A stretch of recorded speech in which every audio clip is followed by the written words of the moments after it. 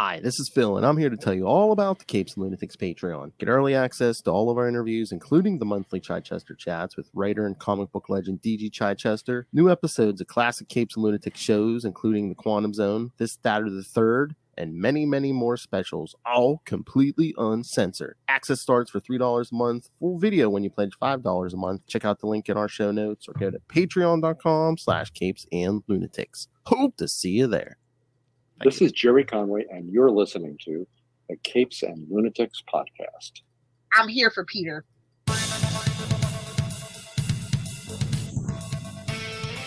Lots of Peter, lots of dicks. It's a lot this week. Lots of a-holes. We're going to give you not one, not two, but 3 cannon fodders this week. Welcome back. Oh my. Welcome back to another episode of the Ultimate Spider-Cast. I am Phil. Joining me, as always, the top villain on the FBI's most wanted list. It is. You know it, little flipping hellfire. You know who I am. You see my picture in the post office. That's right, kids. This time we're going to be talking Amazing Spider-Man 172, 173, 182, and 183. And by the end of this, you will know who the biggest cannon fodder in the Marvel Universe is. And we had a few issues. New issues. Yeah, a few. 1, 2, 3, 4. Oh my! I think I only have 3. And we'll have news for you. Not necessarily good news, but at this point, it's never good news. Oh yeah! Shout out to Spider-Man 2099. F in the chat, guys. Oh no! What was that? What did Sony cancel? Oh, that is it El Muerto or whatever? Yeah. Shout out to Bad Bunny. You don't get to be in a Sony movie. You knew it was coming. You knew it was. Things are looking up, but they got the green light for. I think that was in case they didn't get the green light for the live action Spider-Verse. Yeah, that was their backup, especially with like I think that was going to tie in with the Madam Web. Like that was going to be their whole little live action universe. And now that they got the go ahead, they got that. Sorry, they got that. They got Madam Web. Supposedly Craven is still coming. So. Oh no, Craven is deaf. That's somebody's fetish. It's happening. Somebody's showing some taco meat in an animal skin suit. Yeah. Loincloth, yeah. Was stupid. I don't know if they're. I think they might tone down the powers that he allegedly has. Probably. And did I see something, or is this an hallucination? Is Calypso going to be in that Craven movie? I did not see that. I just one time only. I thought I saw something about like casting for Calypso or something. So. No, I didn't hear that. But so I was going to say. Really you know what? Yeah. I'm looking it up right now. Yeah. Ariana DeBose is going to be playing Calypso allegedly. So kids, we're going to get you're going to get equal opportunity loincloths, men and women.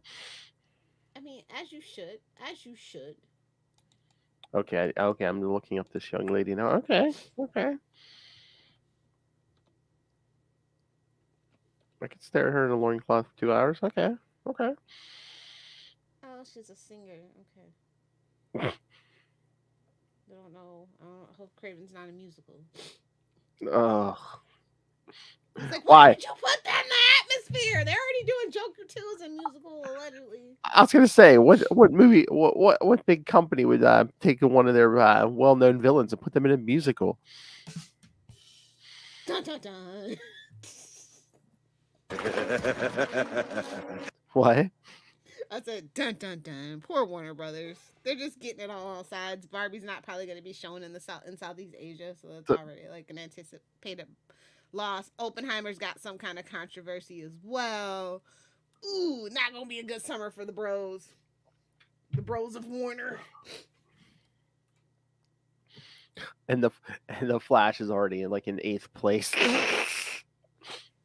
Where it belongs. We told them we weren't going to go see it. We told them. Oh, you guys are just kidding us. Nope. It's like, babes, it's Morbin time. Oh! You're done. Just get to the James Gunn stuff already. All right, come on. Basically. Sorry, Jason Momoa. Oh, Momoa. Anywho, yeah. Sorry for that detour, but yeah. That's all right. I was actually kind of looking forward to seeing something different, but whatevs. Getting my live action Miles Morales. I don't give a shit now. Can't tell me nothing. No. So let's get to the Cannon Fodder Wars. All right, kids. So yes. This cover is so good, by the way. 172. Yeah, I like this Yeah. cover. Yes, kids. It started off as a rocket racer week, but you're gonna get at least 2 more cannon fodders in here. So now you know my favorite rocket racer is depicted by James Franco in Sam Raimi's Spider-Man 3, right? I know. Scroll way down for those reviews. That's where the cold hard wet nipple drop came from. Like, the first Spider-Man movie, yeah. Yeah. Cold wet hard nipples. That whole, yeah. Kirsten Dunst, yeah. So what you're saying is any version of Rocket Racer either has to have an afro or cornrows? Exactly. See, I think I saw where Sam Raimi was going. He's like, well, the studio probably won't let me hire a black person right now, so. All right, so all right, it starts in Amazing Spider-Man 172, The Fiend from the Fire, and no, it is not Rocket Racer. Writer Len Wein, penciler Ross Andrew, inker Frank Giacola, colorist Glennis Wein, letterer John Costanza, and Can't stand you. Oh Lord, and in true Stan Lee fashion, Len Wein is editing his own book. So, well, you know, him and Denny, they had that thing. They could get away with it. It's Stan Lee. Oh my God. Who's good enough to edit your work? Me. I just read the greatest thing ever written. Who wrote it? It was me.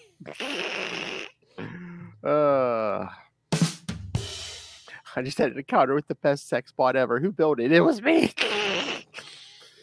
While out taking pictures on Wall Street, Peter Parker happens to witness the rocket racer making a theft and goes after him as Spider-Man. The amateur villain gives the wall crawler a good chase, but ultimately bungles the theft and crashes. You don't say. Then Spider-Man drops him off for the police to pick up. I'm sorry. There we go. Ha, tricked you. Meanwhile, Liz Allen is saying goodnight to Harry Osborn. I ain't saying she's a gold digger. What? But she's just interested in that large bankroll. Exactly. When she returns home, she's confronted by her half-brother, more cannon fodder, the Molten Man. And worst of all, Molten Man. Holy crap. I totally forgot about that. And this isn't even his first appearance. This is a return appearance. Exactly. This is another reason to hate Liz Allen, to be quite honest. Mark Raxton, like, come on. Seriously, her stepbrother? Well, we know what's going on the on Pornhub. Well, that's what I was gonna say. It's like, instead of becoming a supervillain, why don't they do something more, more accepted by society and start making some corn? Exactly. I'm not imagining this though. He was with the Exterminators for a while, right? I'm not imagining that. The what? The Exterminators? No. He might have been, yeah. Okay, yeah. I do know Jerry Conway brings him back in the 90s as like he basically tries to reform and stuff. Yeah. Oh yeah, he S&S creation though. Good old Stan and Steve. Oh yeah. Yeah, it seems like Molten Man kind of makes a resurgence, like at least once a decade. It's just fun to say. It's like salsa. Because people love to say Molten Man. Molecule Molecule Man, Mole Man. Yeah, it's a reason why it sticks with people. You know, Stan was on to something with the double alliteration. It just sticks in your brain. Mole We have Man, discussed this. Mole Man, Molecule Man. Why'd you have to say that? We're doing me now.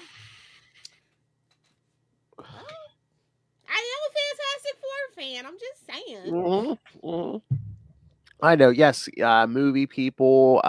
Or, you know, anything outside the comics. It doesn't have to be Doctor Doom every single time.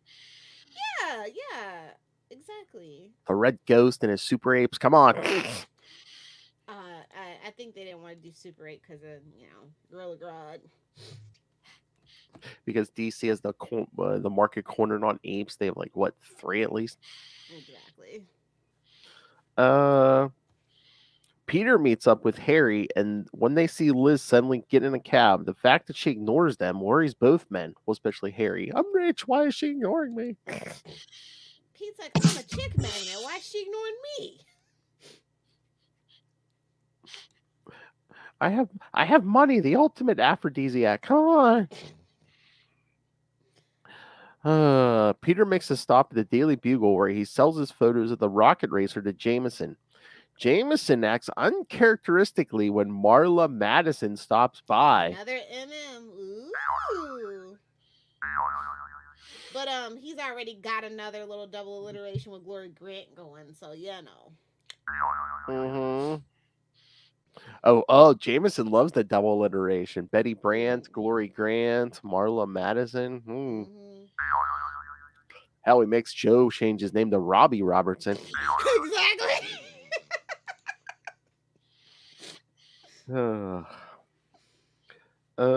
While Peter is discussing Jameson's current romance with Glory Grant, Jameson's new secretary, and Joe Robertson, a call comes to Peter from the police asking him to come down to the station. Going down there, Peter finds that Liz Allen has been arrested for trying to steal drugs from a hospital. Why the hell is she calling Pete? Like, they ain't friends like that. I'm sorry. I don't care what you say. They ain't never been friends like that. I know. Half the time, all through their history, she's treated him like crap, you know. But now it's like, oh, I need help. You're leeching off of him just like I'm leeching off of him. There's only room for one leech in this house. Although this may fit into our theory that Betty Brant and Liz Allen are the villain super team, just manipulating everyone. I definitely think Liz is a villain of some sort. Her and Betty are working together to make men miserable all through the Marvel universe. If that Flash Thompson got away unscathed, thank God. If the female supervillain's whole plot is to make men scared and miserable, Lilith Hellfire's the female Adolf Hitler. Yeah, pretty much. Kill all humans with penises. Whoa! Except for you, Phil. You're cool. You're cool. Oh, thanks. That might be a little controversial, though. Just kidding. What would I do with myself if there were no men? I just see her dancing through a field with dogs and a sex bot. Yeah, you guys might not want to fund the sex bot. That might not end up too good for y'all. Lilith just sitting in a room watching TV with a sex bot, just here. Imagine me and you. Oh, that's gonna be a great commercial. Thanks for that idea. No, you're welcome. You just gotta buy the rights to that song, yeah. Oh, it's cheap. They used to use that in commercials all the time. It's gotta be super cheap. That should have been the theme for Salty and Petty. Being salty and petty forever. It's not too late. Next season, we should get on that, Phil. She asks Peter to tell Harry she's sorry and doesn't explain what she's doing. Knowing her past history, Peter decides to go and investigate his. She comes from a bad home. Let me just swing by. That's weird. I think she comes from money, doesn't she? Or is that a later retcon? But I know at some point. A later retcon. Okay. So it doesn't make her look like too much of a gold digger. Searching through Spider-Man and searching the various hospitals in the city, he happens upon one being robbed by the Molten Man. Still in an unstable state since their last encounter, the Molten Man is burning up whatever he touches. After a lengthy fight, the Molten Man escapes, leaving Spider-Man to be stopped by police who happen on the scene and hold him at gunpoint. So.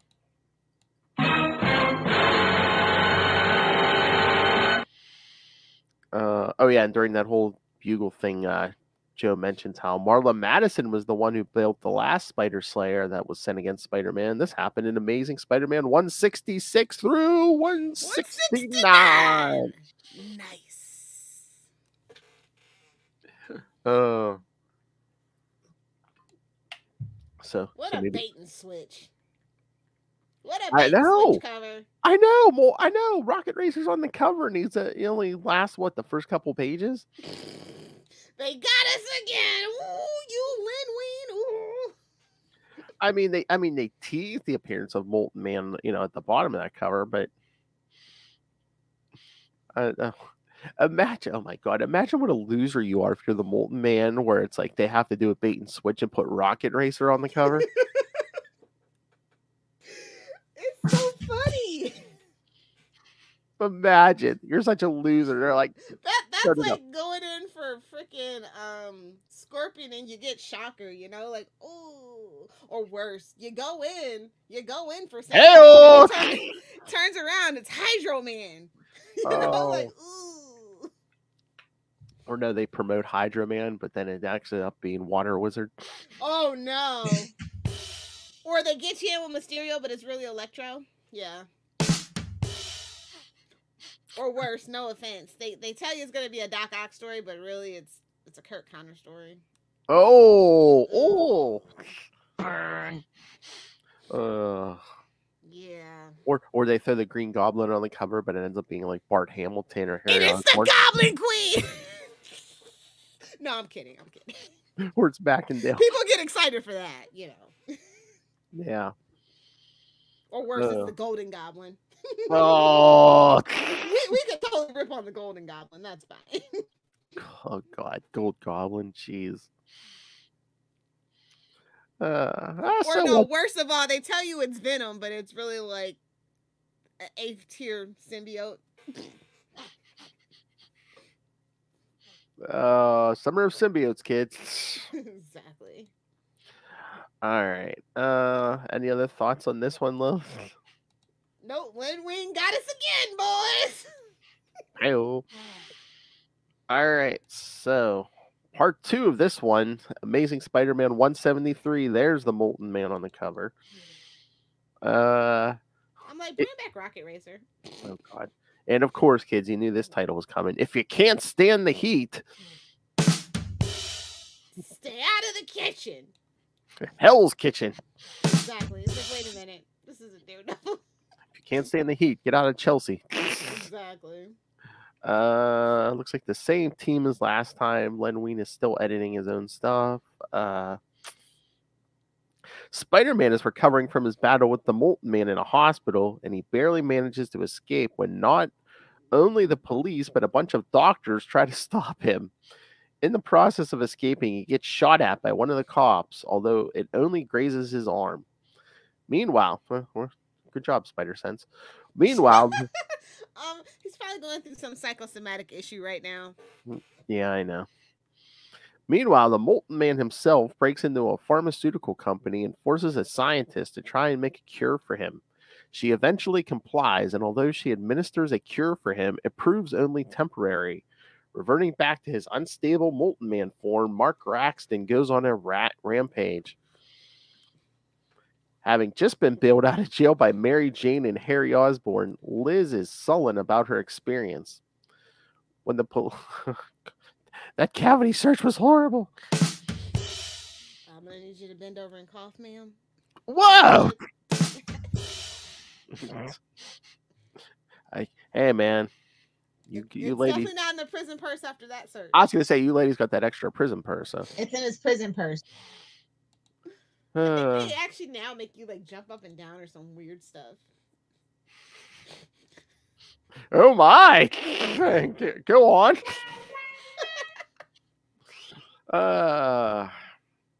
when the police come and ask her to help them, as the Molten Man is now holding the pharmaceutical building hostage and is demanding that she come to him.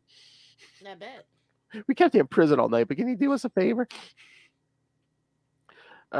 Peter Parker, returning home, also gets a call from Joe Robertson telling him to go and cover the situation for the Bugle. When Liz goes into the building, upon the Molten Man's request, who doesn't want to die alone, Peter follows in behind as Spider-Man. When Spider-Man blows his cover, it leads to a battle between the two enemies. Their fight sets off liquid oxygen tanks, which puts Liz at risk when the building catches fire. Spider-Man manages to fight off Molten Man long enough to get Liz to safety. The Molten Man seemingly perishes when the building explodes. Mortified by what happened, Liz flees, leaving Harry broken-hearted by the rejection of his fiancée. Do what I want, I'm rich. Yeah, Liz points out how the Molten Man thought he had been dying before. That was an Amazing Spider-Man 132 and 133. Don't worry, he'll be back. Don't worry. Yeah, although he seemingly perishes, he resurfaces again in Peter Parker, the Spectacular Spider-Man 63. So close. That's so funny because I think when he reappears in the 90s, it's like a Web of Spider-Man 62 or 63. So, all right, thoughts, Lilith? Okay. Okay. I know I say I want like the side characters to have a life again, but not this. I don't want this for side characters. I want them to have a life and be fully fleshed out, but not this. How so? Find something else. I want to see like Mary Jane partying, living her best life. I want to see Robbie and Tombstone makeup. Stuff like that. Yeah. Stay tuned, kids. In a few months here, we're gonna get to some Robbie and Tombstone. Yes. In prison. Even better. Along with mutant werewolves. Yes. We've been threatening that for so long and never thought it was going to happen. It's coming, hell. I think literally we teased in like the second or third episode. I know. Hey, I was good, man. I held off for over 200 episodes. I know. So proud of you, man. So proud of you. Thank you. We had to build the audience trust before we could get that weird. That's true. I was gonna say I had to get the Cosmic Spider-Man and other things first. All right. So yeah. So, any thoughts on this list? I just think it's absolutely hilarious. Honestly, this whole situation is just really funny. I know. Funny in a sad way, but like they're comic book characters. I can laugh at this. It's fine. I just love Liz Allen. Basically, I forgot she worked as a nurse or whatever.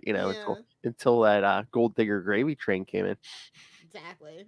I mean, look at her now. Dead husband. She's running Alchemex. Got herself a little symbiote.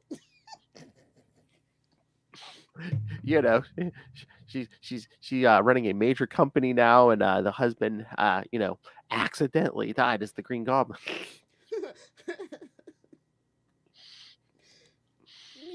She's living her best life. She is. I know. That's so funny. At least Marv Wolfman won't give us a bait and switch for Rocket Racer. Right? Oh yes. Right? Yeah. Oh no, we get 2 issues of Rocket Racer coming up here. In the canon and the fodderest of canon fodder. All right, are you ready? Let's get into it. Amazing Spider-Man 182 from July 1978. The Rocket Racer's back in town.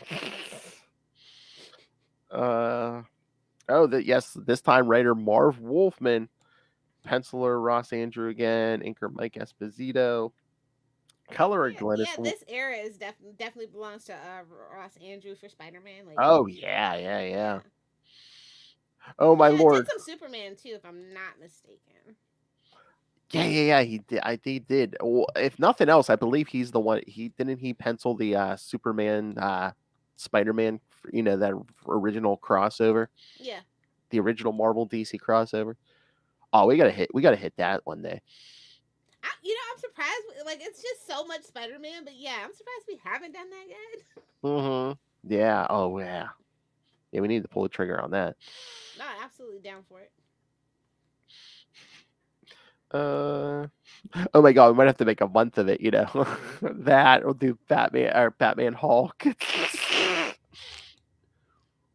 threaten me with a good time. Okay. All right, the Rocket Racer's back in town. Oh. The Rocket Racer is back in action, and Spider-Man happens to catch it. Oh, wait, I forgot. In true fashion, again, this must have been the thing this era. Marv Wolfman is editing himself. Just like... it might have been. It might have been. I mean, I think it was like because they were like the elder statesmen of Marvel at this point that they were entrusted. Like, hey, man, writing a book, you're going to have to edit yourself. We don't have the talent to spare. So I think that's what it was, honestly. Maybe, or Stan just didn't want to pay a separate writer and editor. That's what I mean. They're like, we trust you. Excelsior! You're in the honor system. Don't go doing nothing crazy. We trust you. Yeah, don't do anything crazy like these two issues. All right. The Rocket Racer is back in action, and Spider-Man happens to catch him stealing plans from a building. Although he puts the Rocket Racer on a chase, he ultimately loses the novice crook in the subway system. Not a good look. Ah, for Spider-Man. Got pwned by Rocket Racer. The racer turns over the stolen papers, which could indict his employer, Jackson Wheel, of embezzlement. Keep your eye on this guy, kids. Keep your eye on this guy. With a name like that.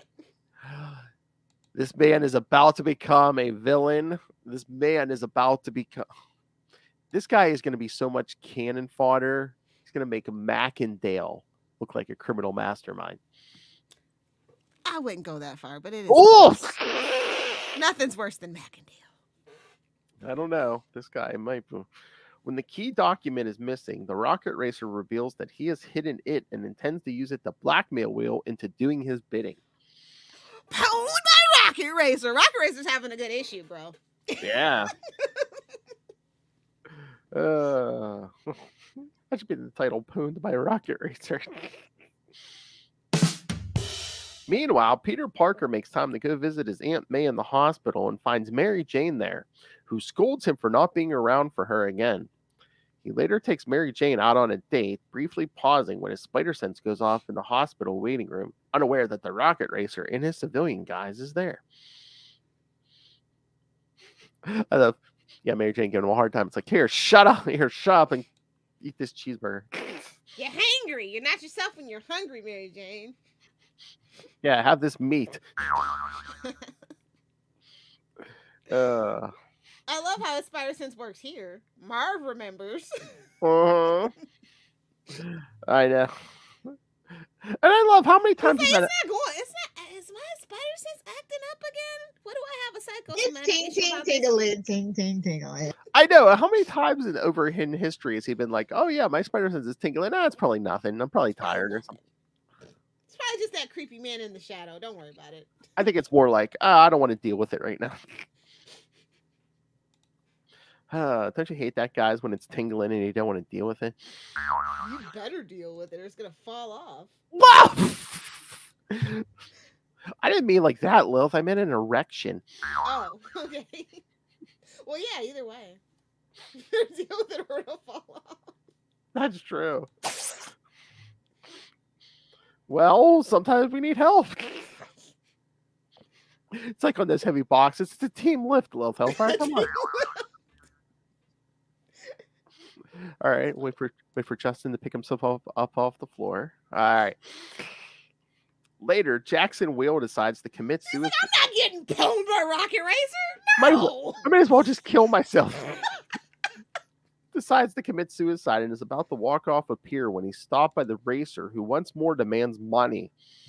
So We need the money. Gimme. Like, when the racer, money? I'll give you money. When the racer leaves, Wheel decides that he's going to put his money to use to crush the Rocket Racer. The racer's nighttime activities attract the police and Spider-Man, who both try to stop him. However, they fail to do so, and the rocket racer manages to escape once more. Showing up at Mary Jane's for a visit, when she answers the door, Peter pulls out a Cracker Jack box. When she looks inside, she finds an engagement ring, and Peter proposes to her. MJ is shocked by this. Yeah, she's like, babe, she got to do better. I literally have a billionaire. I literally have a billionaire on speed dial. Thanks. Oh yeah, does she have Bruce yet? Batman, my favorite character. The chance is never zero, Ray. I'm sorry. He's like, I know. I mean, that's one way to end an issue. I mean, Yes, and although yes, we don't get the answer till next issue.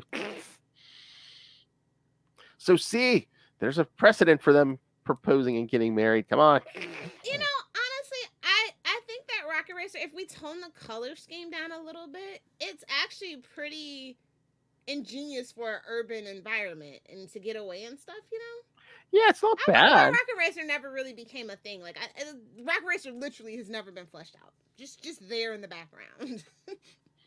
I know. But Rocket Racer had a good issue. He pwned a couple of people. Oh yeah. And again, I mean, they kind of tried to bring him back to the 90s almost as a hero and stuff. Yeah, that was a mistake. Anti-hero at best, I think that's where a lot of people make a mistake. It's like, no, that's not why I like Rocket Racer. Killing guys with mini missiles. Exactly. It's better than pumpkin bombs, just saying. Whoa. I just really have never gotten the Goblin aesthetic at all. It's a brand. I think the original Green Goblin was supposed to be what looked like a male witch, Yeah.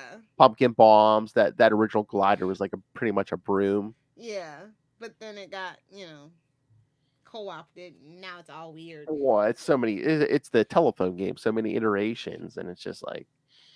Not that the original was anything to write home about. I mean, I kind of like the glider improvement. I do, but like. The pumpkin bombs, it's like, especially as it goes from goblin to goblin, it kind of definitely gets lost in translation why they were using pumpkin bombs. I just want to have fun on a broom.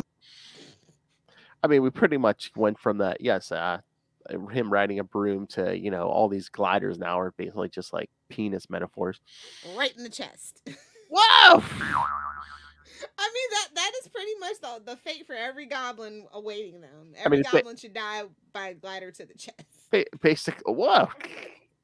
Basically, every glider is just like a phallic object with wings and a head at the end of it. Come on. I mean, what do they call that move? The bat wing, if you've ever watched Waiting. What? I know what. You've ever seen Waiting, where they're like, that's the game they play, where they're like, whoever looks at who's ever penis, but they gotta make like the shapes with the balls and yeah. It's a Ryan Reynolds movie. If you haven't seen it, you need to see it. It's hilarious. I was gonna say, I know bat wings when your balls get sweaty and stick to your leg. A couple of balls down the gob. Anyway, YouTube is not gonna like this episode. Corn.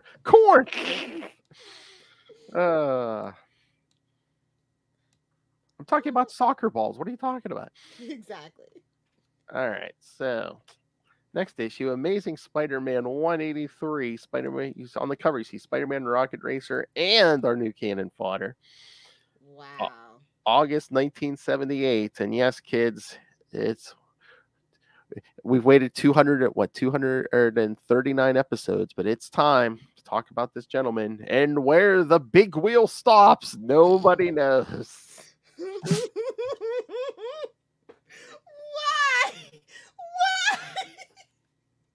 What? Whatever Mark was smoking or snorting, I want it because this is ridiculous.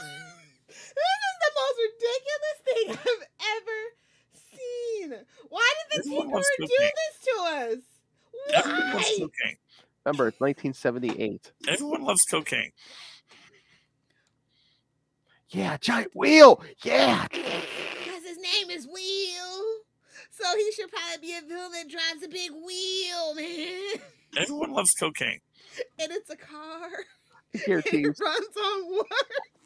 I guarantee you somebody saw a little kid on a big wheel and just like, oh, yes. Look at the little clampies on the side. Like, why? This is so impractical. It's like a carnival ride of doom. Literally, that's what they should have named it. That's they just go to Coney Island. Oh, People will pay you like oh 20 my bucks. God! Would it have made more sense if they had just like they build that as like a carnival ride, an evil carnival ride? Sentience? Oh, it just threw him in the circus of crime. Yeah. Oh, you know what? Yeah. I mean, at least it'd be on theme. Yeah, this is totally off theme. But he's like, yeah, my name is Wheel. What you got for me, Tinker? He's like, you know what? I got just the thing, buddy. Got just the thing. So the cover alone. The cover alone is insane. So he's Big Wheel. So who's his wife? Proud Mary? Turn. Rolling over Rocket Racer. All right. Teach Rocket Racer. Don't go blackmailing people. Exactly. Looks like the same team, except I think Bob McLeod is the new inker. So. Jimmy Novak on letters. Nice. Spider-Man shows up for class early and thinks about it. I know. And thinks about his upcoming graduation and hopes to marry Mary Jane. Oh, I hate to bring it to you, bud. I know. Meanwhile, not yet, not right now. Lots of tragedies in this issue. Meanwhile, Jackson Wheel has come to the Tinkerer to get a device to destroy the Rocket Racer. I mean, to add insult to injury, isn't the Tinkerer just like, yeah, I can sell you this thing I was working on for somebody else? Yeah, no, that's what I'm saying. He's like, what's your name? Wheel. You know what? I got just the thing. Let me go out back. I got just the thing, bud. I want to know who originally was going to buy that thing. You don't want to know. It'll disappoint. The answer will disappoint you. Oh God, it was Macendale trying to come up with his identity. And even he looked at that wheel and said, "No, I'll throw a pumpkin on my head. Yeah. And ride a pogo platform. No, that's fine. Jack-o'-lantern." Meanwhile, Peter Parker goes to visit his Aunt May, unaware that the Rocket Racer, in his civilian guise, is visiting his ailing mother, who is sharing a room with May. Oh, what a coincidence! Convenient. Plot point. Oh, convenient. Very convenient. Well, in all the hospitals in all of New York, he had to walk into my aunt's room. When Peter's spider sense goes off, it's ting ting ting-a-lid, ting ting ting-a-lid. He goes off, he changes into Spider-Man and bursts in on them and is attacked by the Racer. The Racer changes into his costume and their fight takes them across the city. Things get more complicated when Wheel, coming in a giant gyroscope device dubbed the Big Wheel. You can't be serious, bro. I mean, you can't make this shit up, man. I mean, that was pure cocaine in the 70s, wasn't it? I mean, Lilith, you have to admit, this guy makes Harry Osborn look like a mastermind.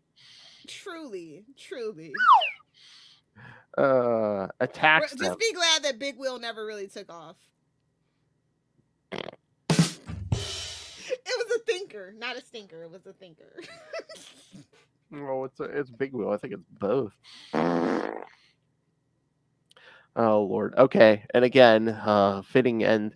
The fight ends when the Big Wheel rolls off the docks and into the water. What he did, he was thinking about, offing himself off the docks. I feel like that comes full circle. He's riding in a full circle. Spider-Man dives in but can find no trace of Wheel. I love it's like Spider-Man is the only one. He dives in the river for Mr. Power and Responsibility, dives in the water for like 5 seconds, and it's like, oh, it's too murky in here. I can't see. I'm out. And literally no one else even acknowledges or cares that Big Wheel existed, let alone just like killed himself. That's actually the saddest thing of all, right? Mm-hmm. It's what you leave behind, man. But don't worry, he shows up again. A giant wheel.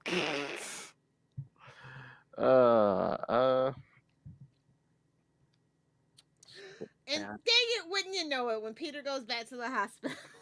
Realizing he's forgotten about Aunt May again, Peter rushes back to the hospital where he learns that his sudden appearance as Spider-Man put Aunt May in another seizure and she's in intensive care. Talking about psychosomatic. She's just doing it for attention, bro. To make matters She's worse, got Munchausen, bro. She's doing it for attention. oh, exactly. To make matters worse, Mary Jane comes to visit and at the same time tells Peter that she can't marry him because she's not ready to settle down and gives him back She's his ring. got a lot more disco parties to go to, if you know what I mean. A lot of disco balls, eh, Love Hellfire? Mm-hmm. Oh my. Couple of balls down the gob. I love it's like, oh, at the same time, it's like, oh, your aunt's in a But bad it's way. not that she's not ready to settle down. It's because she knows he's Spider-Man and he won't tell her. But I love it's funny. It's like, here, let me tell you right at the exact moment you find out your aunt's in a bad way. Here, I'm not going to marry you either. It's definitely giving Captain Pike. It's definitely giving Captain Pike. It's like, oh, you won't get your promotion because of me? Well, I'll break up with you too. Spoilers. Yes. Rejected, Peter returns home to find that somebody is waiting in his apartment. Who could it be? Spoilers, kids. It's the other mastermind of the Marvel Universe, Betty Brant. That other home She's wrecker. like, I heard Mary Jane broke your heart. Eyebrows, eyebrows, eyebrows. Let me kiss it and make it better. Oh yes. That's a good theory, and somebody should do something with that. I just heard the best theory on the internet. Who said it? It was those crazy guys over at the Ultimate Spider-Cast, of course. Marvel, we'll help you write it up and flush it out. We just want Capes and Lunatics name plastered all over comics. Come on. Remember, our comic book alias is Heroes and Cloaks. There you go. I mean, I'll give them full rights. These name Capes and Lunatics. I don't give a crap. Although Big Wheel seemingly perishes here, he turns up alive again in Spider-Man Unlimited number 12 in 2006. So that's how great this character was. No movement between 1978. Hey, didn't Big Wheel disappear? 1978 and 2006. Nobody, no case. Nobody, no case. I mean, like, almost 20 years later. Or no, 30 years later. Almost. That's right. 28 years later. Yeah, he makes another appearance. Again, that character, there was too simplistic. It's just, again, he should have been in a circus of crime or something. It's not too late. It's never too late. Somebody, maybe 2 generations from now, they'll discover the wonders of the Big Wheel and do something with it. Oh, please. 2 generations from now, please. I guarantee you there's a Post-it note with the name Big Wheel on Dan Slott's desk. I guarantee you. Shut up! You shut your filthy mouth, Philip! I'm not ready to talk about that, but we can talk about that.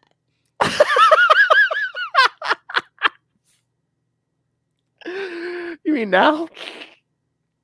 We're done, right?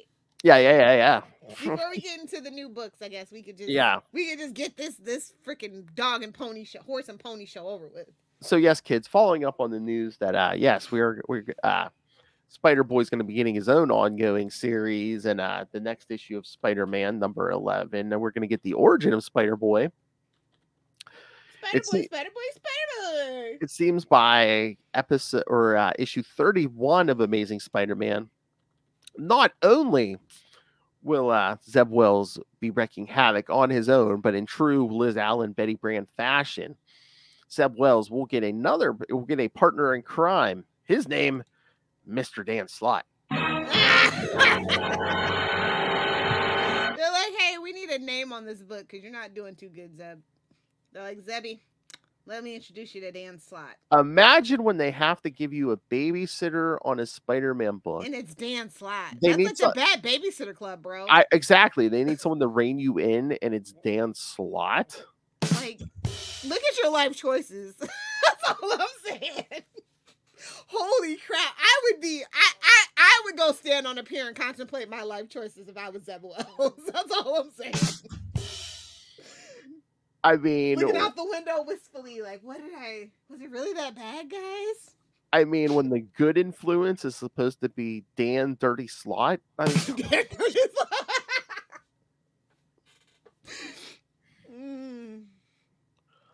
I know how to fix the Spider-Man book. Let's double up on the brand new day energy. Well. What a web we weave when we look to deceive. Oh, they're throwing some webs, all right. Yeah. Ugh. Yeah. I'm gonna keep an open mind. Also, like, I just wish, like, I always wanted Mary Jane to have something to do, but I never really thought powers were the answer necessarily. Oh, yes, that's the other announcement. Yes, the Mary Jane is going to be using those powers and going by the name Jackpot. Yeah.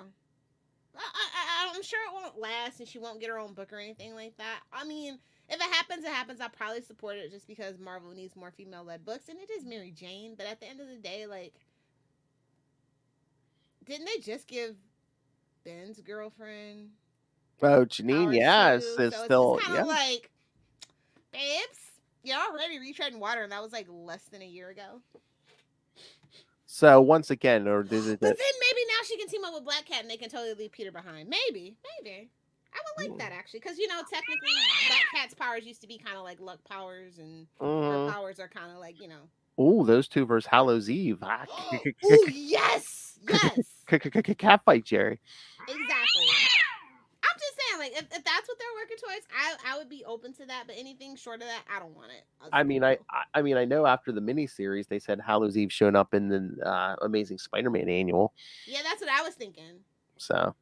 And I think that time frame kind of lines up too. So. Yeah. So I know that. So they might be building towards that. But I just want. I'm here for Mary Jane, but like, I'm just so sad she's going through this at the hands of Zeb Wells and now Dan Slott. She's been through enough. I just wonder if we're gonna be like, if Dan Slott's coming on, because are we gonna have more synergy? We need numbers. I told you the book's not doing. Yeah, well, that, and are we gonna build more synergy between the two books, where it's it's basically like, I mean, Amazing comes out twice a month, Spider-Man comes out once a month. Are we gonna is it gonna basically be, where you're kind of getting a Spider-Man book 3 times a month again? Probably. Give us some triangle numbers.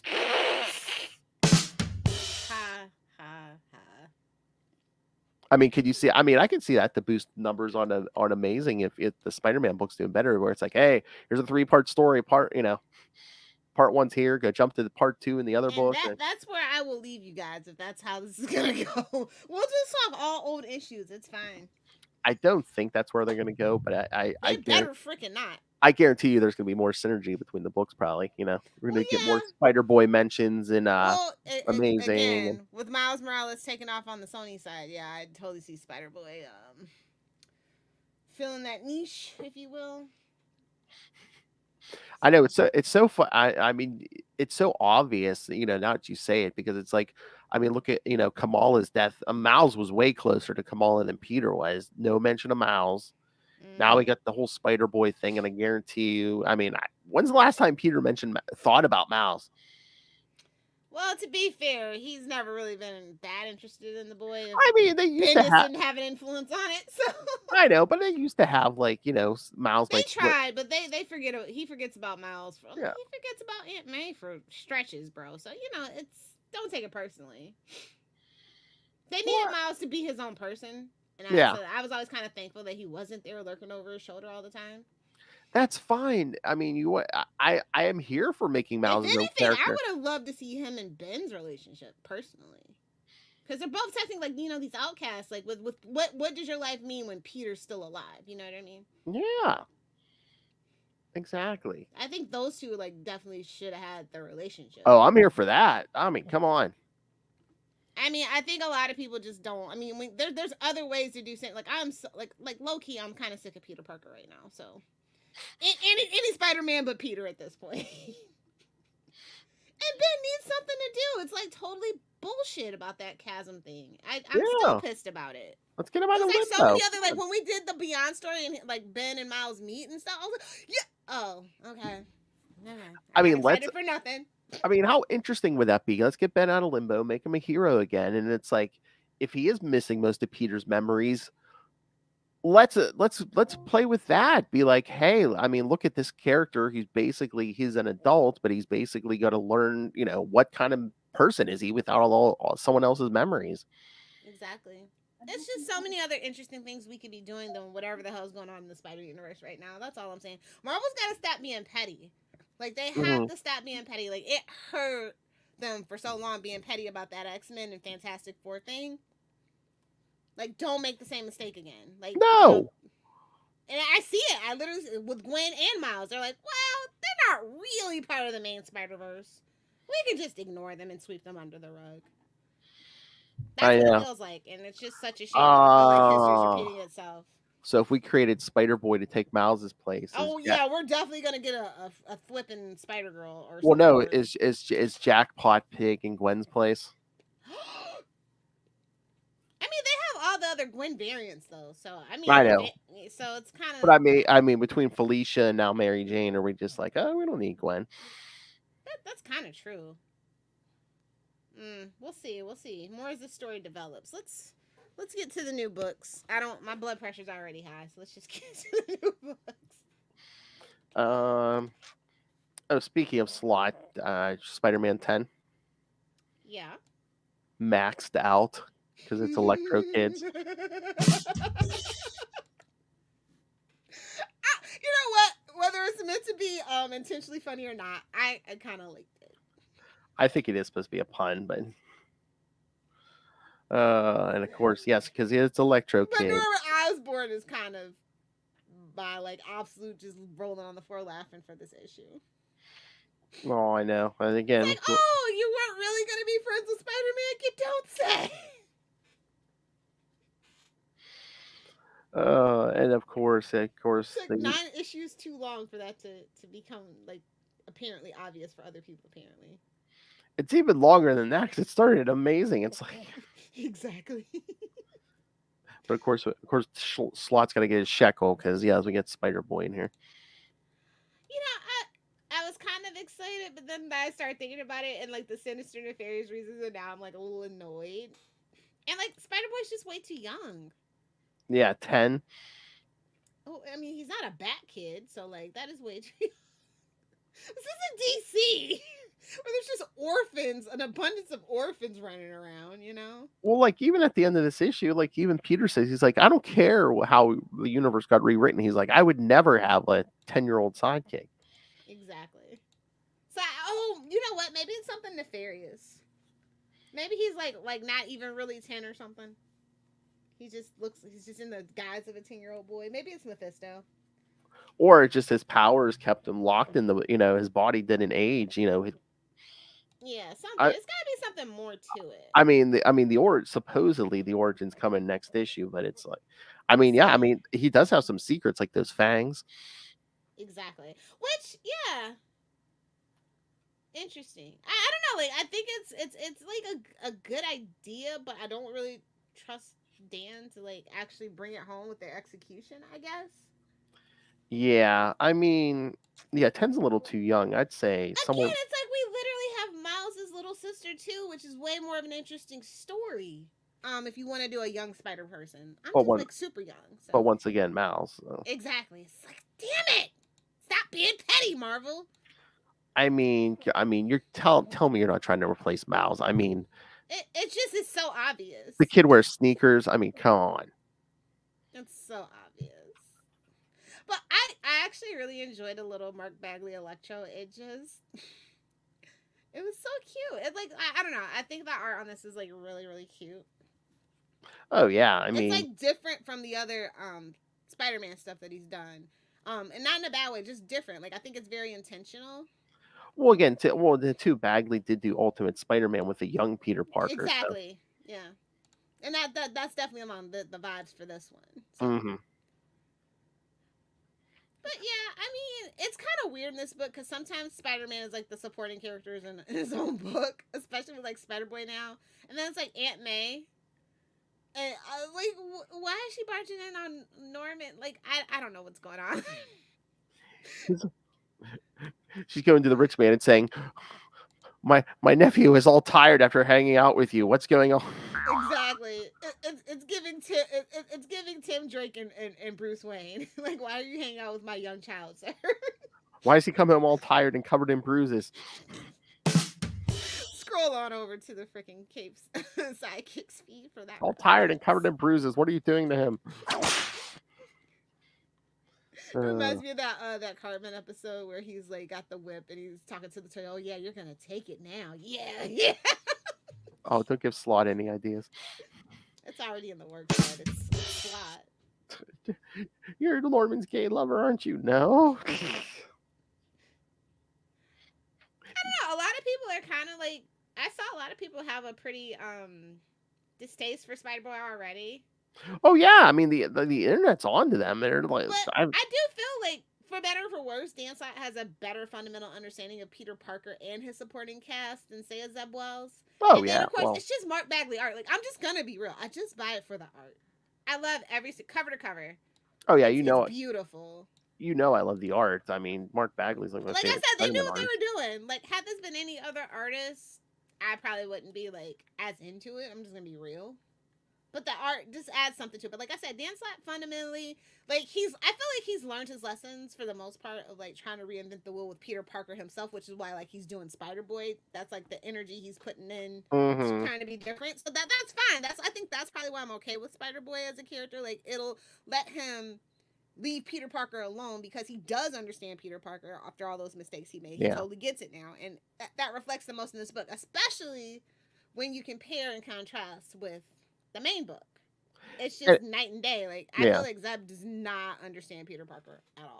And besides with the besides the whole replacing Miles thing, I mean, bringing in Bagley on art and stuff. I mean, like I said, I think they're trying to give you like, Spider-Boy. It's like, oh yeah, this is almost like ultimate Peter Parker. Yeah. Those vibes. I mean, I could be wrong. They could be having a massive year plan for Miles next year or something. And if they do, that will surprise me. I'm still not going to take my words back because this is what it feels like in the moment.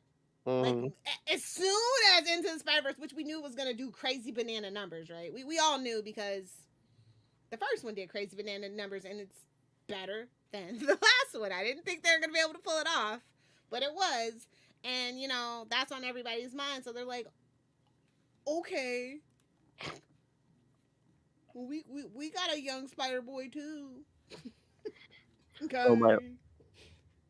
So is next issue going to sell out because it's supposedly the origin? Well, no books are really actually selling out nowadays. Really? Not very many. I mean, you have like first appearances, but like origin stories, probably not. If people think it's worth money, and that's the thing. You can see it on eBay for $100, but it'll be on eBay for $100 next year. You know what I mean? Yeah. Just because you can doesn't mean people will buy. I think people are very hip to, Oh yeah, especially before it's proven that this is going to be a lasting character too. Which it's not. I'm marked my words. Spider-Boy is not going to be a lasting character because listen, there's still bad blood on both sides. Like, I was really super shocked that they let Dan Slott back at Marvel, let alone doing Spider-Man. And so they definitely have their eye on him. But it is curious that I know for a fact that the Spider-Man book with him is selling more than the main book. So that's like his only like kind of like saving grace at this point. I don't think they thought it would do well, but they were just like trying to extend an olive branch because we are having that resurgence for nostalgia and our favorite older writers and stuff. And for better or worse, a lot of people really did like Dan Slott's stuff. So I think that was kind of like the olive branch, and Zeb just decided to take a nosedive and do something crazy. And that's just where we are right now. So there's this like power vacuum right now in the Spider office is what I feel. I told you, I think Zeb's up to something, especially with that death of Kamala, because he's one of the writers on the Marvels movie. So yeah, but he literally needed to read them because, like I said, I was like, does Peter even know? I mean, like Miles and Kamala, like it's so obvious. Like, what are you? But like I said, I don't think they were gonna let him kill Mary Jane, so he had to pivot, and this was a terrible pivot. It's not a good look. It's just not. I know. It's like you don't know how to read the room, so I don't know, bud. I would like. I was so shocked. I was just like, you gotta be kidding me. I need a shapeshifter. Oh, hey, let me have Kamala use her powers in a way. Like I said, it's giving the worst season of Flash. Oh, Savitar. Yeah. I am the future, Barry. No, I am future Barry, you idiots! God, I hated that whole discourse. So good. The movie had the copy. Yeah, they had to copy a lot. If I was the movie, honestly, if I was that Flash movie, I would have went with the original origin. I would have not. I would have not done that. I would have done something different. Because, like Grant Gustin said, like, we were literally fresh off the Flash. Like, a superior product through and through. I love how, like, yeah, we're not going to copy the show and have Eobard. Black No, we're just... Iris, Eobard, Dad in prison. I love they still didn't name drop Eobard as the murderer of his mother. It's just like, oh yeah, That's going to be in the next movie that we're not making, and we knew we weren't making. I'm surprised they didn't even tease that. It was basically just like, oh yeah, she was murdered. Who murdered her? Don't worry about that. Like I said, Dark Flash was basically Eobard at that point because he knocked him out. And No, he probably did go back and kill his mom for all we know. It just wasn't clear. I know. That screenplay was in development hell for like 30 years, so you know it is what it is. But we do have other Spider books to talk about. Oh yeah. Oh my god! But this issue, Maxed Out Part 3, shocking behavior.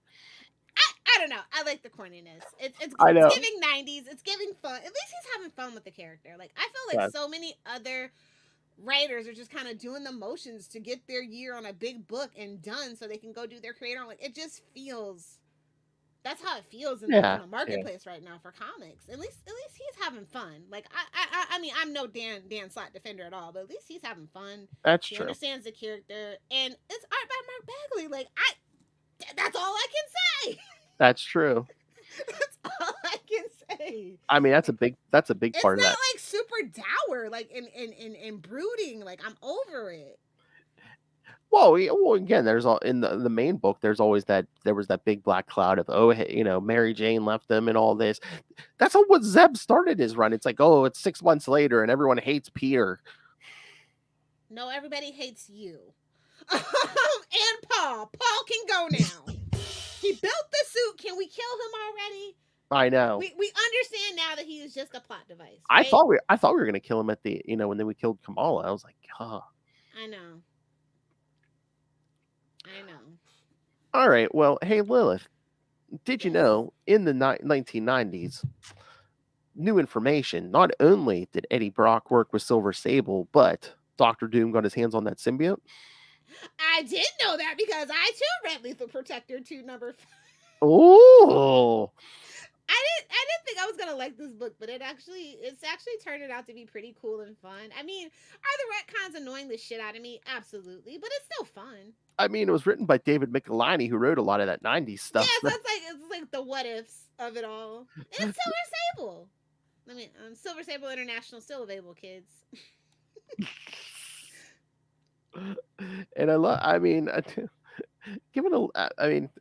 don't know what it is, and maybe it's just the artist preference, but I mean, Silver Sable have been more junk in the trunk than I've ever seen her with in this. Well, it is the year of our Lord 2023 when BBLs are the thing. Although Kim Kardashian took hers out, so it's on the downtrend, but it's still a thing. Booty is queen, if you will, right now. Boobs. Wow. Booty looks good all the time. Those butt cheeks scare me. Oh my!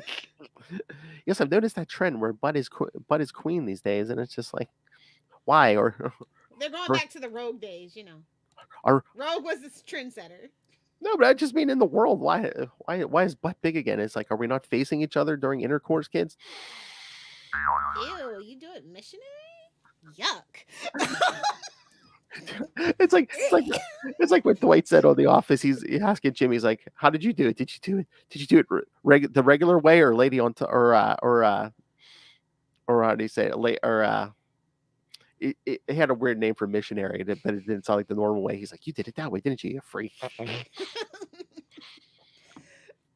I don't know what happened, but I do know what happened with our culture, but that's a topic for a Patreon episode. Oh, back to David Michelini and his Venom Lethal. I was so curious. I wonder why David wants to do a Venom book. I mean, he is having he is having fun. He has a very, very good grasp on the character, and he put in Dr. Doom, so I was there. Oh yeah, I mean, Silver Sable. I was like, okay, whatever you say, sir. I mean, it's kind of his baby. He did invent Eddie Brock, so I know, but he has to be kind of annoyed about what it can and what it has come to. Honestly, it's a little bit of oversaturation. It was fun when it was once a year, but now it's literally 18 symbiote crossovers at all times going somewhere in the corner of the Marvel universe. So that has to probably annoy him. So I think he probably just wanted to come and set the record straight, maybe. Yeah, and well, once again, I think we mentioned this might have been on our Patreon episode. It's the Captain America Heroes Reborn. Go pay for Patreon. Listen to that. But like we said, why are we sticking J.M. DeMatteis, David Michelinie on flashback miniseries when we can have them on main books? Exactly. That's the $1 billion question. Or what it is. It's what it probably is. It's probably like if you want the older guys, it's like they're gonna want more money.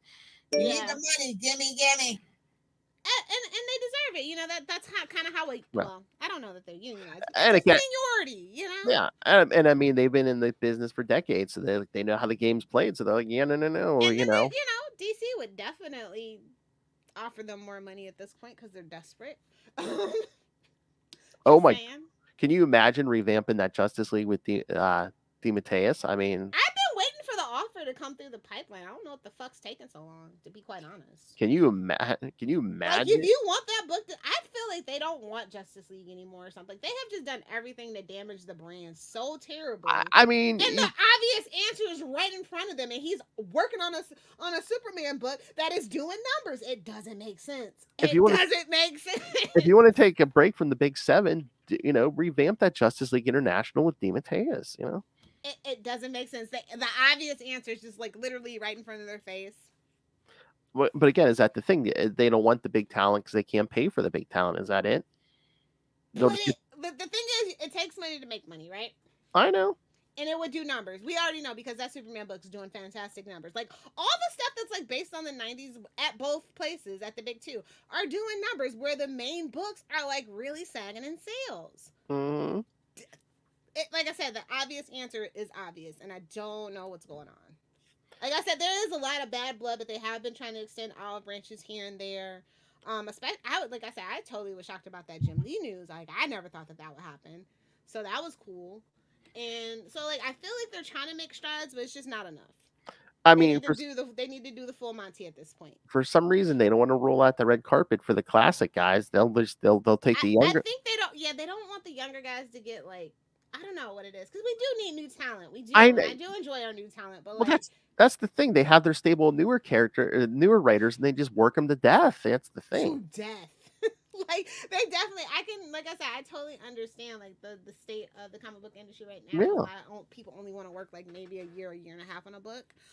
It's super demanding. You get all the hate on social media when you make one wrong move. Yeah. With the exception of Zeb Wells. Zeb Wells deserves all that he's getting.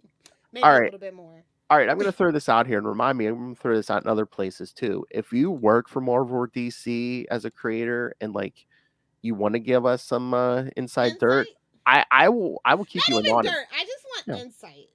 Just you can write me an email. I'll keep you anonymous and just read your words. So yeah, what the hell is going on over there? Exactly. I mean, DC, I expect that from, but Marvel, like, I don't expect them to be petty like that. I mean, imagine how good all the books would be if you had that mixture of new talent in the older guys, Or like what I was excited for about the Beyond, where we had like a mix of old and new and cool ideas, and like it sounded like they were like really like getting together and like having that character conference, but nothing. Yeah, nothing came from it. Nothing came from it. No, that's the thing. They could have done so much good. You could have spun a Ben Riley book out of that. How much easier it is to get people together in the year of our Lord 2023, right? Like you got Slack, you got Zoom, you got StreamYard. StreamYard, you should definitely probably sponsor us. I'm just saying, like it's so much easier to have these face-to-face conversations and have that free flow of ideas. I know for a fact in the 90s, when you had 4 Spider-Man books a month and 4 Superman books a month, all those creators would get together at least once a year and have like a big thing to plot out the year. And it's like, it's so much easier now. You could just hop on a Zoom call and do that whenever. Yeah, it's so weird the way that like as technology gets better, things start to fall apart more. It's kind of crazy. But I think I'm just gonna be like controversial. I think maybe Lethal Protector 2 #5 was my favorite Spider book this week. Ooh, I mean, I No, can it get. was super fun. Like it's Doctor Mhm. Doom and Silver Sable. Like that's right up my alley. It's like this is like the best Venom has been. Like no offense to what's going on in the other Yeah. Venom book and stuff, but like I mean, it's that's pure. not classic Venom. I I mean, love a classic yeah. Venom. I mean, pure Venom back in the day when there was only him and maybe Carnage, and it's. Damn Carnage gets away with everything. I need a DG Chichester drop it back. I do. I got the good mic out for you guys. We also had a regular Venom book out too. Venom I know. 22. I was Yes. like, oh, good for him. Flexo. Yeah. But he's displaced in time, and I'm kind of like, okay. And I'm just the like, far-flung future. I'm like, wait a minute. There was a symbiote in World War II, so I hate when they do this. So it's like that original symbiote's not the original symbiote. I'm just like, really? Or maybe he went home and wanted to come back. I don't know. Maybe that's what he was doing. Oh, Poochie. Poochie went home. Okay. Yeah, Poochie went home, and then he saw his opportunity during Secret, to hop on Spider-Man and get back to Earth. I mean, Earth is a little ghetto. You can do what you want when you're an alien. Nobody's gonna stop you. Yes, and the big news, kids. Those symbiotes make webbing from their poop. So organic webbing. It's not quite what I wanted, but when you say Flexo, I think of Futurama. I'm sorry. The symbiote is not the first thing that comes to mind. And I wonder if we're going to build on that Lethal Protector stuff because Doom does show up at the end of this issue. I know. Don't show that X-Men red ad. Thank you. Why? Cover that right up. What? Cover that right up. Why? That can go to hell. I mean, remember when that was going to be the big Storm book, and it's. Yeah. But I like that it kind of slowed down, but it was still full of action. Like that is what I kind of like want from my Venom book, though. No lie, I like that they have definitely. I like the body horror that he brings to it, and I like the action. It's never a slow story with the Venom. It's just like the whole time travel shenanigans. I'm kind of over it. I want him like back in the present. Well, that's what I was going to chaos. But like in Dylan, I hope Dylan blows up. Yeah. I mean, do you think have they heard the feedback where it's like, yeah, we have toned down like the time travel and the King in Black's the more cosmic angle of it all. Yeah, I think so. But like Dylan's got to die at the end of this. I'm sorry, he's got to go. Yeah. I'm just like we need Brock back in that suit in the streets. Yeah. Or the good old days, eating brains. Come on. Or super abundance of chocolate. He's definitely not himself when he's hungry. Maybe no! Check out half-age pad. A Snickers ad with Venom. Honestly, wait. I feel like they did do something like that with the first Venom movie. What was they had a couple of tie-ins. Well, that's the thing. It's like in the movies, it's like, oh yeah, if I don't eat brains, I gotta eat like chocolate. Was it chocolate or chicken or something? Or lobsters or whatever it was. Yeah. That movie's so far. I think I've only seen that movie twice. I haven't felt the need to go back. But yeah, giving him a son, I don't know. I've always been on the fence about that. But I think it was just more of a, oh hey, we want a street level Venom while Eddie's being King in Black or whatever. Yeah, well, it's over. It's over. The best crossover you could have ever done. You should have just stopped doing crossovers after King in Black. They should just. I mean, I'm just waiting for them to blow that whole thing up. So it's like, oh, okay, so now the symbiotes aren't connected by anything, and. I mean, honestly, that's totally what we're working towards, which makes sense. Mm-hmm. I'm hoping because the Marvel universe is becoming super disconnected. Everybody's going back to their own little pocket universes now. If you haven't noticed, we need a break. Everyone needs a break. Yeah, I agree. Listen, I agree. I'm like the biggest proponent of that. Okay, I mean, we're doing a third Hellfire Gala. That's like really. And it's let's be honest, it's only for the variant covers. That's the only reason why we're doing it. Speaking of Venom, Extreme Venomverse was out too, number 4. I did see that. I was like, yeah, it's all right. I didn't know what was going on. It was like anime style. Yeah, it's like a whole bunch of like different writers and artists and stuff. But like the reason why I picked it up is because it's Peach Momoko. I just love her art. So she's a superstar. If you don't know her, get to know her. She's has a gonna good be there. style. We got Venom Noir in this one. Is another reason why I picked it up. I saw it right on the cover, and I'm like, okay, yeah, I'm gonna do this one. It's silly, it's goofy, but it's fun. Like this is what I want people to do with symbiote stories. I want it to be fun and violent, and that's what it lived up to. Like this is how you do the multiverse with a manga twist. Like, yeah, I really enjoyed this book. It was fun and different. Oh, also Groot is in there. Just so you know.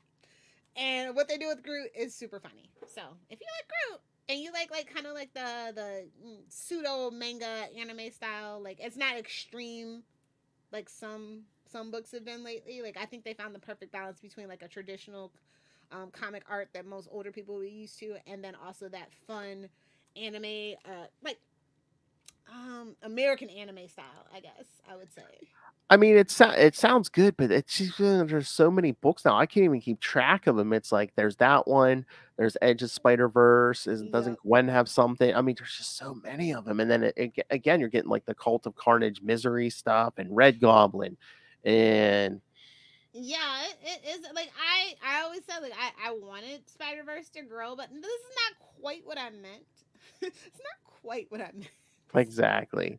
But like I think that they're having fun and they're trying to figure out what sticks, and I think that that's important to experiment because I feel like there should be a Spider-Man for everybody. Oh yeah. So I mean I like that they're trying at least, and I feel like there should be a Venom for everybody. Quite honestly. Well, they're trying. They are, and they're having fun with it. And I think that's the most important part. Like I said, it just comic books haven't been fun for quite a while for me. Like every hero has been dark and broody and moody and dealing with adult situations like mortgages. Look, babes, I'm an adult. I deal with that on a daily basis. That's not what I come to comic books for. Well, I think that I want a slice of life. I will read an Archie book. Thank you very much. Well, I think they've come to the conclusion where it's like every issue doesn't have to be the multiverse is about to be destroyed. We have to stop it. Yeah, that's what it feels like it's been. Like I said, sometimes it's okay to disconnect from the movies. Yeah. Because, like, even, like, as much as people try to pretend like there's not a Marvel fatigue, there's a Marvel fatigue. Like, there's no way in hell Sam Jackson's TV show should be the lowest rated. Like, people have been waiting for Sam Jackson. Exactly. We love Sam Jackson in the MCU. Exactly. So that's crazy. So that right there tells me, yeah, like, and so I fear for Marvel. The Marvels. I don't know. I just don't know if Secret Invasion is it too subtle for people, or are they just like I need more explosions and maybe that's what it is. But WandaVision didn't have a lot of explosions or anything until the end, so. Yeah, but if you're a hot woman, you get away with more of that. Okay. I really actually didn't like WandaVision when I actually got around to watching it, so I didn't know what everybody was hyping it up for. So. Well, you don't have a penis. I mean, no, Elizabeth Olsen, don't get me wrong, but like the actual story of it, I'm just like, okay. Yeah. Well, I saw an article. They just like kind of confirmed. Oh yeah, that Agatha Harkness thing. That's that's basically going to be WandaVision season 2. Yeah, absolutely. And again, that was the first one out of the gate too, like show wise. So. Yeah. And I'm just gonna shout out Edge of Spider-Verse. We got some art by Crisscross. I was like, oh, we're going back to that name now? It's been a while. It's super long time. Dream Spider? I don't know. I don't know what to make of this. And then J. Jonah Jameson getting bit by a radioactive spider. Interesting. I mean, basically Edge of Spider-Verse is just what if stories now. Okay. I mean, pretty much. Again, it's like you said, they're trying to get a Spider-Man and a Venom for everybody. It's like, and again, this stuff sounds good, but it's just like stuff gets so lost in the shuffle. There's so many books now. Yeah, this was a huge week for Marvel too. On top of that, like we had a lot of X-Men stuff. So yeah, it definitely. Clobber in Time came out. Daredevil 13 was out. Daredevil, yeah. Captain America 750 was out. Yep. That stupid Captain Marvel Dark Tempest thing was out. We had fantastic. Like it was a huge week. We had a lot of X-Men stuff, and so I feel like they need to figure it out. Well, Fall of X. Are we finally going to turn that Krakoa stuff around and get rid of that? I feel like it's been like what 4 years at this point. Oh, 4 or 5, I think, because didn't that start? Was that like 2018 or 2019 that started? Yeah, so Yeah, ooh, it's time. It is time. We need to get back to the I definitely thought it was only gonna be like 2 years at most to get back to status quo. Well, again, it was another Clone Saga. It's like, you know, they put it. There was an ending like in the plan, and then all of a sudden they're like, no, just keep it going. I think so. I don't know why it wasn't selling. Nobody likes this story. So again, are they spinning wheels, waiting to see if the MCU announces some X-Men event finally? They would know better than anyone. Honestly. I know. So. Although all those good kids. all those writers, man, they claim that like they don't get any heads up about the MCU stuff. So I don't know. I don't believe that at all because they want to lock in that synergy. So it might not be that like, hey MCU, but I know editorial probably gets a heads up to tell their writers where to like kind of steer the story. Yeah, I don't think they get the details, but they're like, no, oh hey, I definitely think it's like a mandate comes down, like, hey, we need to just shift it towards this. Tell you. Well, I don't tell them why, but I know for a fact somebody at the top gets a heads up and they start shifting things. That's what I'm saying. They don't get an explanation, but I think it's more like, oh hey, so and so is going to be in a movie. Put so and so in a book. Okay. Exactly. Like it's kind of obvious if you just read the news and you figure out when you start seeing books pop up. It's like. Duh. But again, it doesn't work because it totally doesn't work. So they'll never learn their lesson, bro. Yeah, the people who just go to see the movies who don't buy comics. The only people that learned their lesson was DC when they tried to make the Batman books more like Batman 66, and we suffered for a whole decade getting Batman back on track, and they've never tried that again. Yeah.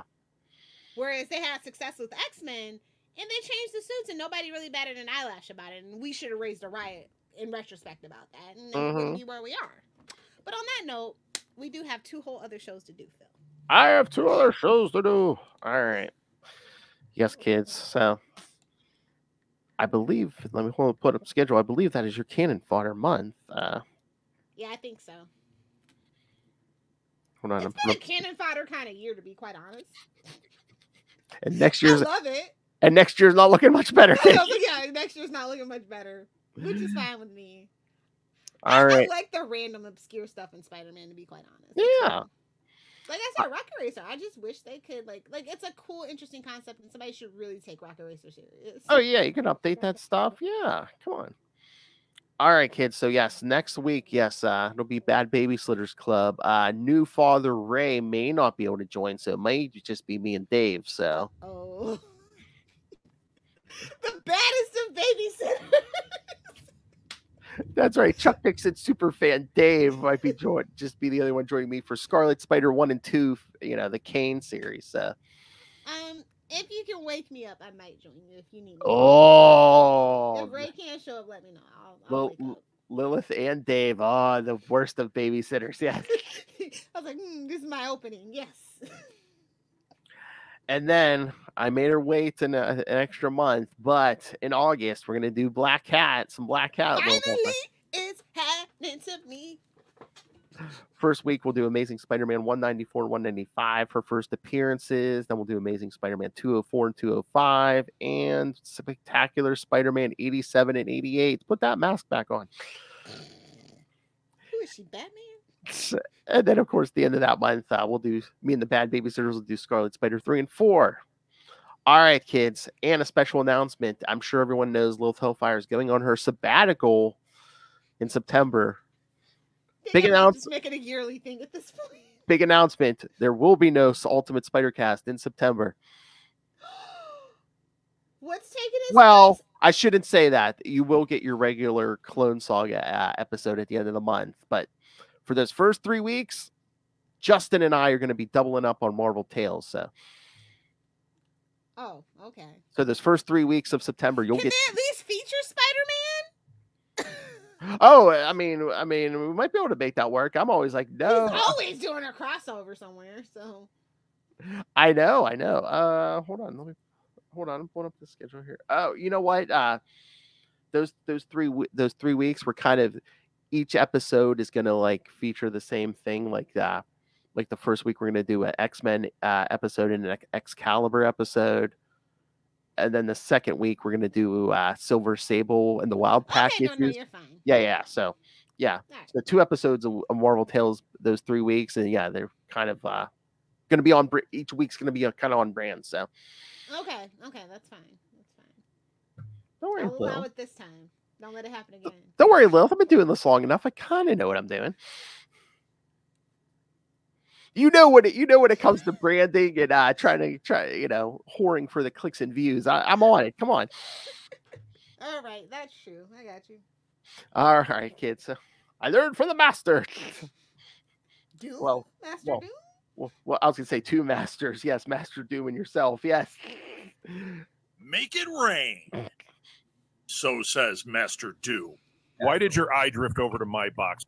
All right, kids. So yes. Waiting on that third best Southgate episode, huh, kids? Oh. Like I said, I follow the clicks and views. Anyway, no, it's coming. Hell. All right, kids. So yeah, send us your thoughts on all the upcoming stuff and the current stuff. Email us CapesandLunatics@gmail.com or call the voicemail 614-382-2737. That's 614-38-CAPES. And remember, you can find all things Capes and Lunatics on all the episodes and social media, merchandise, and a link to the Patreon. Here, Lilith Hellfire drunkenly rampage through all the Heroes Reborn series. Find everything at tubespace.io/CapesandLunatics Podcast Network. That's tubespace.io/CapesandLunatics Podcast Network. All right. And also remember, go in our show notes, find the link for the GoFundMe for Charlie Esser's family. The man entertained you for years. So yes, the least you can do is, if you can, please share a little with his family, help them through this time. But yes, it's a great tribute for Charlie Esser. Give them money. Give them money. Okay, let's actually do the podcast that we get paid nothing for. All right. Lilith Hellfire. The woman who puts in so much work and gets paid so little. aka nothing. Yeah, it's fine. If you want to hang out with your internet granny, you can find me on Facebook for now. Working on Instagram and Threads. I'm trying to decide, do I really want to get back to social media? I feel so much mentally better not being on social media, but I feel like maybe I'll give it a try. So whenever I decide to get those handles up, I'll let you know. But you can just friend me on Facebook for now. Or if you're a rich suitor and you want to shower Lilith with gifts before your untimely death, yeah, you can always just send it to me. I'll forward it there. Cash App. Oh my! What's she doing? What's she doing for that Cash App? Jeez.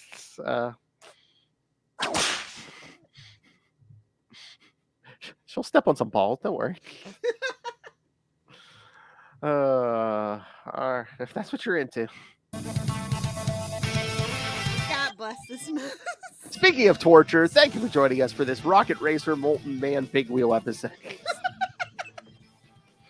Talk about sadomasochism. All right, kids. Yes, come back next time for the Bad Babysitters Club. And then we'll start our Black Hat month next month. But until then, swing on back. Flip it good. Whipping your brains out.